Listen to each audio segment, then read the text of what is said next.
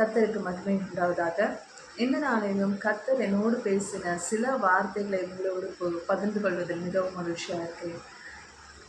நாம் கர்த்தரின் பாதையில் நடக்கும்போது நாம் அநேக நேரங்களில் இது தேவனுடைய பாதை தானா என்று புரிந்து கொள்ள முடியாத அளவிற்கு அதிக பாரமாக இருக்கக்கூடும். நாம் ஒரு திரியில் எப்படி காற்று அடிக்கும்போது மங்கி எறிகிறதோ அதே போல் நம்முடைய சூழ்நிலைகளில் சில நேரங்களில் நம்ம கடந்து செல்லும்போது ஒருவேளை நம்முடைய விசுவாச வாழ்க்கையானது குன்றி போகக்கூடும். விசுவாசமற்ற ஒரு சூழ்நிலையில் இருக்கக்கூடும். இனிமேல் நம்பிக்கையே இல்லை என்ற ஒரு காணப்படும் சூழ்நிலையில் கர்த்தர் ஒரு வார்த்தை அனுப்புவார். கர்த்தர் இந்த வார்த்தையை ரேமாவாக கொடுத்து இதுதான் மகளே உன்னுடைய வாழ்க்கையின் நிலை, இது நான் இருக்கிறேன், உன்னோடு கூட இருந்து செய்யும் காரியமாய் இருக்கும். நம்ம எந்த பாதையில் செல்கிறோமோ அந்த பாதையில் என்ன வார்த்தை கொடுத்தா நம்மளுடைய நம்பிக்கையற்ற ஒரு சூழ்நிலை மாறும், நம்முடைய சூழ்நிலை நம்பிக்கை இழந்து போகிற சூழ்நிலை மாறும் என்று சொல்லி கர்த்தர் அறிந்திருக்கிறார். அந்த வார்த்தையை ஏற்ற நேரத்தில் நமக்காக கொடுப்பார்.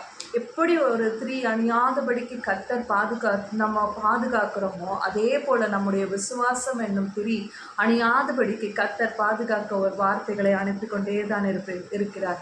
அப்படி ஒருப்பட்ட மனிதன் தான் தம் நம்பிக்கையற்ற சூழ்நிலையை அது தேவனுக்கு பயந்து வாழ்ந்து கீழ்ப்படிந்ததினால் வரலாற்றையே மாற்றின ஒரு மனிதனாக வரலாற்று முக்கியமுள்ளவராக காணப்பட்டவர் தான் யோசேப்பாக இருக்கிறான். சங்கீதம் 9:9 சொல்லப்பட்டிருக்கிறது, சிறுமைப்பட்டவனுக்கு கர்த்தர் அடைக்கலமானவர், நெருக்கப்படுகிற காலங்களில் அவரே தஞ்சமானவர். அதே போல சங்கீதம் 12:5 சொல்லப்பட்டிருக்கிறது, ஏழைகள் பாழாக்கப்பட்டது நிமித்தமும் எளியவர்கள் விடும் பெருமூச்சு நிமித்தமும் நான் இப்பொழுது எழுந்து அவன் மேல் சீறுகிறவர்களுக்கு அவனை காத்து சுகமாயிருக்க பண்ணுவேன் என்று கர்த்தர் சொல்கிறார்.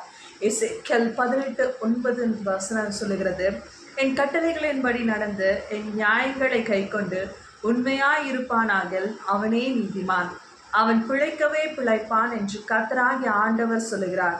அதே போல சங்கீதம் 72:4 சொல்கிறது, ஜனத்தில் சிறுமைப்பட்டவர்களை அவர் நியாயம் விசாரித்து ஏழையின் பிள்ளைகளை ரட்சித்து இடுக்கண் செய்கிறவனை நொறுக்குவார். இந்த 4 வசனங்களையும் பார்க்கும்போது கர்த்தர் ஒரு மனிதனை எப்படியாக ஆசீர்வாதமாக மாற்றினார், அவருக்கு கொடுக்கப்பட்ட பரீட்சை எப்படிப்பட்ட பரீட்சையாக காணப்பட்டது என்பதை குறித்து பார்த்தோம்னால் இந்த 4 வசனத்திற்கும் மிகவும் பொருத்தமுள்ளவனாக காணப்பட்டவன் யோசேப்பாக காணப்பட்டான். யோசேப்பு தன் எதிர்கால திட்டங்களை கர்த்தர் அவனுக்கு வெளிப்படுத்தியிருந்தால் ஆனால் அவன் செல்ல வேண்டிய பாதை எப்படிப்பட்டதாக இருக்கும் என்று அவன் அறியாதவனாக காணப்பட்டான். ஆனால் அவனுக்கு ஒரு விசுவாசம் உண்டு, இந்த பாதையில் நான் நடந்து செல்லுகிறேன், இந்த பாதை எனக்கு நன்மையாக தான் மாறும் என்ற ஒரு நம்பிக்கையாக காணப்பட்டான். இதற்கு அடையாளமாக யோசேப்புக்கு கொடுக்கப்பட்டதான் அந்த பலவர்ண அங்கி. அந்த பலவர்ண அங்கியில் 3 முக்கியமான காரியங்கள் உள்ளடங்கியுள்ளது. முதலாவது தயவு, இரண்டாவது தலைமைத்துவம், மூன்றாவது தயவாக காணப்படுகிறது. தயவு, தலைமைத்துவம், தேவ தயவு, favour, leadership and divine favour. தயவு, இவன் தாயின் நிந்தனையை மாற்ற பிறந்தவனாக காணப்படுகிறான். யாக்கோபின் முதல் மனைவி லேயாள் அவனுக்கு 7 பிள்ளைகளை பெற்றிருந்தாள். ரூபன், சிமியோன், லேவி, யூதா, செபுலோன், இசக்கார், தீனாள் என்று 7 பிள்ளைகளை பெற்றெடுத்தாள். 3வது மனைவி ஆகிய பில்காள் 2 பிள்ளைகளை பெற்றெடுத்தாள், தான், நப்தலி. 4வது மனைவி சில்பாள் 2 குமாரர்களை பெற்றெடுத்தாள், ஆசேர் என்று சொல்லி இப்படியாக அநேக பிள்ளைகள் பிறந்து விட்டார்கள். ஆனால் இந்த ராகேலுக்கு ஒரு பிள்ளை கூட பிறக்காதபடிக்கு காணப்பட்டது.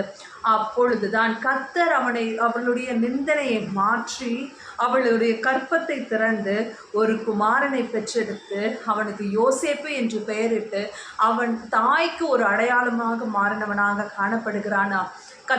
எப்படியாக கர்த்தர் அவனுடைய தாயின் நிந்தையை மாற்றுவதற்காக இவனை கொடுத்து இன்னும் ஒரு குமாரனை எனக்கு தருவார் என்று சொல்லி அவனுக்கு யோசேப்பு என்று பெயர் வைக்கப்பட்டுகிறது. ஆதியாகமம் 30:23-24 வசனங்கள் இதை சொல்லுகிறது. அதே மாதிரி அடுத்ததாக இவன் தாய் தந்தைக்கு பிரியமுள்ளவனாக காணப்பட்டான்.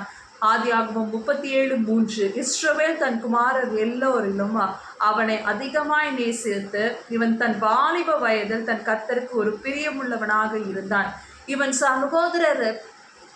சகோதரரின் தப்பிதங்களை தன் தாய் தகப்பனிடத்துல சொல்லி அதை சரி செய்கிறவனாக காணப்படுகிறான் இந்த யோசேப்பு வளர்ந்து வருகிற காலங்களில் வாலிப வயதில் கர்த்தருக்கு பிரியமுள்ளவனாகவும் மனுஷருக்கு பிரியமுள்ளவனாகவும் காணப்படுகிறான். எது நன்மை எது தீமை என்று அறிகிற அறிவில் வளர்ந்து வருகிறவனாக காணப்படுகிறான் இந்த யோசேப்பு.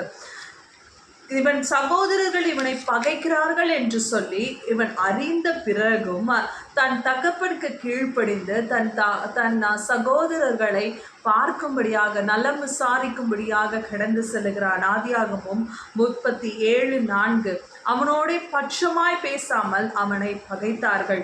ஆதியாகமம் 37:13 அவன் சகோதரர்கள் அவனை கொலை செய்ய வேண்டும் என்று திட்டம் செய்யும் போதும் அவனுக்காக தயவு யாரின் மூலமாக வருகிறது? இந்த ரூபன் மூலமாக வருகிறது. ஆதியாகமம் 37:21-22 சொல்லுகிறது. இந்த இடத்தில் எல்லாவற்றுக்கும் யூதாவின் மூலமாக அடுத்தது தயவு வருகிறது. ஆதியாகமம் 37:26-27-28 முதல் வாசித்தோமானால் யூதா மூலமாக 20 வெள்ளி காசுக்கு விற்கப்படுகிறானா. இப்படியாக நம்முடைய வாழ்க்கையில சில நேரங்களில் நம்ம தேவனுக்கு கீழ்ப்படிந்து நடக்கும்போது நம்ம பாதைகளில் பிரச்சனைகளும் போராட்டங்களும் வருவது உண்டு. ஆனாலும் அதன் முடிவோ சம்பூரணமாகவும் சமாதானமாகவும் நன்மையாகவும் தான் இருக்க முடியுமா?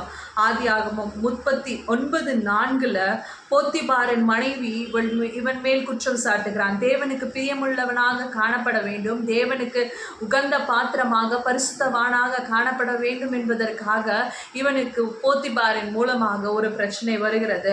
ஆனாலும் அவனுக்கு தயவு எங்கே வைத்திருக்கப்பட்டிருந்தது? சிறைச்சாலையின் தலைவனிடத்திலும் தயவு பெற்றவனாக காணப்படுகிறான். ஆதியாகமம் 39:21 சொல்லப்படுகிறது. இரண்டாவது தலைமைத்துவம். அவன் போத்திபாரின் வீட்டில் வருகிறான், வேலைக்காரனாக தான் வருகிறான், அடிமையாக சொல்லப்போனால் அவன் ஒரு அடிமையாக வரப்படுகிறான். ஆனாலும் அந்த இடத்துல அவன் ஒரு ஆசீர்வாதமாக போத்திபாரின் வீடை யோசேப்பின் மூலமாக ஆசீர்வதிக்கப்பட்டதாக காணப்பட்டது நிமித்தம் போத்திபார் தன் வீட்டு அனைத்தின் மேலும் தலைவனாக மாற்றப்படுகிறான். அந்த சூழ்நிலை ஒரு கடினமான சூழ்நிலை தான். அவன் செல்லுகிற ஒரு அடிமைத்தன வீட்டுக்கு போகிறான், அடிமையாக விற்கப்படுகிறான்.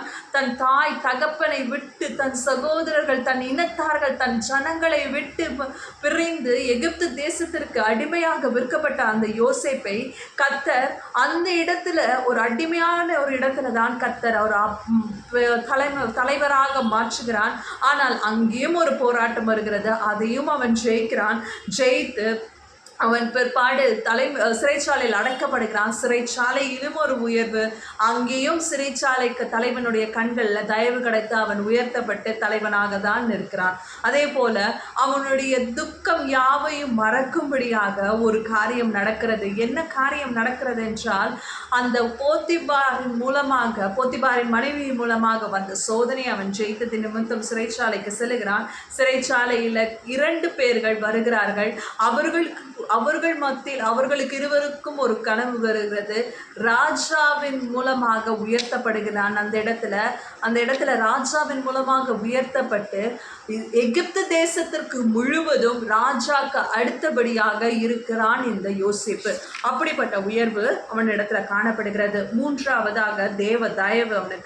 தேவனுக்கு விரோதமாக பாவம் செய்வது எப்படி என்று சொல்லி தன்னை விலக்கி காத்து கொண்ட அந்த யோசேப்புக்கு வந்த உயர்வு என்ன உயர்வு? சிறைச்சாலையாக இருந்தாலும் அதன் முடிவில் அவன் தலைவனாக மாற்றப்படுகிறான். எப்படி தேவன் தான் செய்ய போகிறதை யாருக்கு கொடுக்கிறார்? தரிசனமாக கொடுக்கிறார் இந்த ராஜாவிற்கு, எகிப்தின் பார்வோனிற்கு கனவாக கொடுக்கிறான். அப்பொழுது அந்த 2 சிறைச்சாலையில் அடைக்கப்படும் போது 2 பேர்கள் இருக்கிறார்கள். பானபாத்திரக்காரனும் இருக்கிறான், பானபாத்திரக்காரன் இருக்கிறான். அவன் குற்றம் தான் செய்த குற்றத்தை அவன் அறிந்தவனாக என்ன சொல்லுகிறான்? நான் செய்த தவறு இன்றைக்கு தான் ஞாபகம் வருகிறது. நான் சிறைச்சாலையில் இருக்கும்போது 2 பேருக்கும் ஒரே கனவு வருகிறது. 2 பேருக்கும் வந்த கனவை அவன் விவரித்து சொன்னான். அதே போலவே நடந்தது என்று சொல்லி அன்று அவன் அறிக்கை செய்து அன்றைக்கு யோசேப்பு வெளியே கொண்டு வருகிறான். எந்த நேரத்தில் கர்த்தர் நம்மளை வெளியே கொண்டு வர வேண்டும் என்பதை கர்த்தர் அறிந்திருக்கிறார். ஒருவேளை யோசேப்பு வெளியவே இருந்திருந்தால், போத்திபாரின் போத்திபாரின் வீட்டிலேயே வேலை செய்திருந்தால் இந்த உயர்வு அவனுக்கு வந்திருக்க முடியாது. அதனால் தான் கர்த்தர் ஒரு பாதையை அனுமதிக்கும் போது ஒரு தரிசனம், அந்த தரிசனத்தை நிறைவேற்ற வேண்டும் என்று சொல்லி தன்னை காத்து கொண்டதற்காக கர்த்தர் கொடுத்த பரிசு என்ன? யோசேப்புக்கு உயர்வு. தலைவனாக மாற்றப்பட்டான், தலைமைத்துவனாக மாற்றப்பட்டுகிறான். யோசேப்பு பஞ்ச காலத்துல அவனுடைய தாய் தகப்பனுக்கும் சகோதரர்களுக்கும் உணவளிக்கிறவனாக மாற்றப்படுகிறான். எப்படியாக ஆதியாகமம் 42:9 அவன் கர்த்தரின் தட்டத்தில் அறிந்தவனாக காணப்படுகிறான். அப்பொழுதும் ஆதியாகமம் 45:5-8 ஆதியாகமம் 41:9 பானபாத்திரக்காரனின் குற்றம், ஆதியாகமம் 41:14 தேவன் இந்த யோசேப்பை கொண்டு இஸ்ரவேலை பழுகி பெருக செய்கிறார். ஒருவேளை இந்த இஸ்ரவேல் யாக்கோபு இந்த மாதிரி ஒரு சூழ்நிலை வராமல் இருந்திருந்தால் யாக்கோபு பலத்திருப்பானா? இஸ்ரவேல்ன்ற ஒரு ஜனக்கூட்டம் பெருகி இருக்க கூடுமா என்றது ஒரு கேள்விக்குறியாக தான் இருக்கும். அவர்களுக்கு விரோதமாக பெருகியிருப்பார்கள், இருந்தாலும் யுத்தங்களும் வந்திருக்கும். அந்த யுத்தங்கள் வர இவர்களுடைய ஜனத்தொகையும் குறைந்து கொண்டே வந்திருக்கும். அதையும் நன்மையாக மாற்ற முடியும். ஆனால் கர்த்தர் இவர்களை எகிப்துக்கு கொண்டு சென்று அங்கே ஒரு பெருகி செய்து 70 பேர்களாக சென்ற அந்த ஜனங்களை 6 லட்சம் புருஷர்களாக மாற்ற தேவன் வல்லவராய் இருக்கிறார் என்பது இந்த யோசேப்பின் வாழ்க்கை, யோசேப்பின் சரித்திரம் நம்மளுக்கு ஒரு எடுத்துக்காட்டாக இருக்கிறது. இந்த யோசேப்பு சகோதரர்களின் தப்பிதங்களை அறிக்கை செய்து மனம் திரும்பினார்கள்.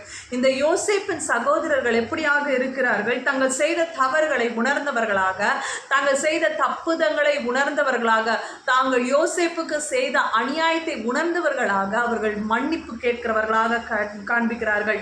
ஆதியாகமம் 41:21-22 இதெல்லாம் காண முடியும். அதே போல இந்த காரியங்களை பார்க்கும்போது யோசேப்பு தன் தகப்பனை அழைத்து வரும்படியாக ரதங்களை அழைத்து சொல்லுகிறான். ரதங்களை அழைத்து சொல்லும் போது எனக்கு மிகவும் பிடித்த ஒரு வார்த்தை யாக்கோபு செய்கிற ஒரு காரியம் உண்டு. அந்த இடத்துல ரதங்களை பார்க்கிறான். என் மகனை நான் போய் பார்ப்பேன் என்ற ஒரு காரியம் இருக்கிறது. ஆனாலும் அவனுக்கு ஒரு பயம், கர்த்தர் என்னோடு கூட வருவாரா? கர்த்தர் நான் செல்லுகிற இந்த பாதையில நான் எகிப்துக்கு சென்றால் கர்த்தருடைய தரிசனம் நிற்குமா என்று சொல்லி அவனுக்குள்ள ஒரு கேள்விக்குறி இருந்ததுனால கர்த்தர் இடத்துல அவன் கேட்கிறான். கர்த்தர் அவனுக்கு தரிசனத்தின் மூலமாக சொல்லுகிற காரியம் உண்டு. ஆதியாகமம் 46:22-3 சொல்லப்படுகிறது, நீ அவர்களோடு செல்லக்கூட பயப்படாதே, நீ கடந்து செல்லு, நான் உன்னோடு கூட இருப்பேன் என்று சொல்லி அவனை கர்த்தர் அழைத்து சென்று கர்த்தர் அவனை அழைத்து சொல்லுகிறார்.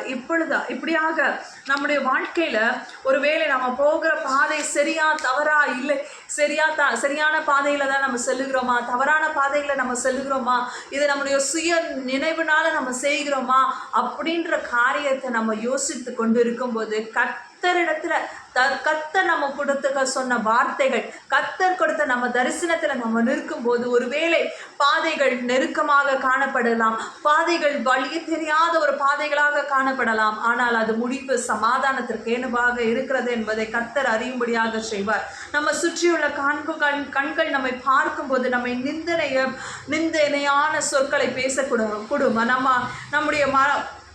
ஆனால் நம்முடைய மறைவிடத்தில் பேசுகிற கர்த்தர் நம்முடைய நிந்தையை மாற்றுகிற தேவனாக இருக்கிறார். நம்மளுடைய சூழ்நிலைகளை அறிந்த தேவன் அதை ஆசீர்வாதமாக மாற்றுகிற தேவனாக இருக்கிறார். கர்த்தருக்கே மகிமை உண்டாவதாக.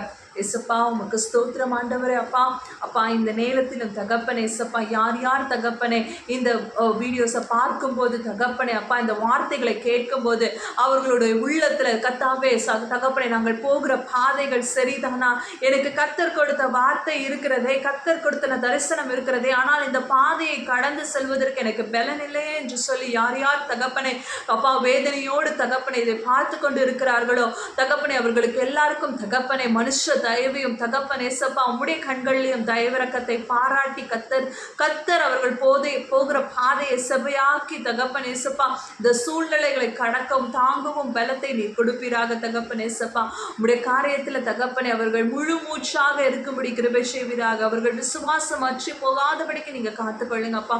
உடைய கரம் அவர்களோடு கூட இருக்கட்டும். நீரே பொறுப்பெடுத்துக் கொள்ளுங்க, வழி நடத்துங்க. எல்லா துதி கன மகிமை ஒருவருக்கே செலுத்துகிறேன். நல்ல பிதாவே, ஆமென்.